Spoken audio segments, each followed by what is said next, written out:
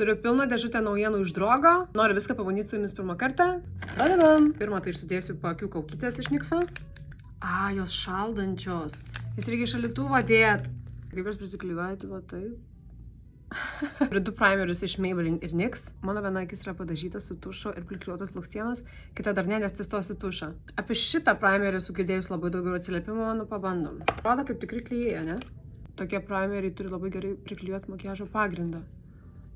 Tada oda tokia lipšni tampa.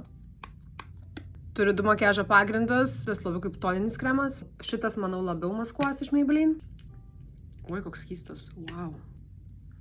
Drogo parduotuviai, tarsi idealiai atitaikiau spalvą, pažiūrėkit. Man labai patinka. Švyti oda, pamaskuoja. Toliau radau šitą naują Infallible L'Oreal maskuoklį. More Than Concealer. Oh my goodness. Bet maskuoja, tai wow. Užbaigiam šitą akį. Naudosiu L'Oreal Panorama tušą.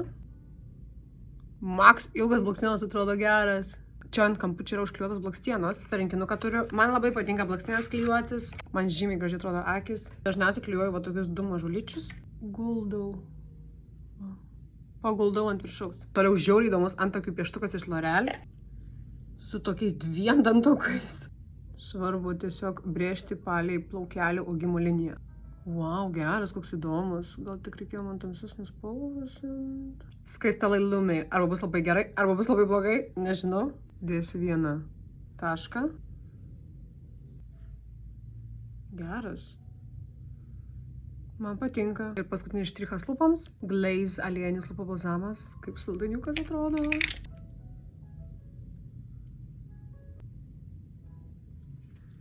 Ir štai mano tokia šukuosena ir mano galutinis rezultatas.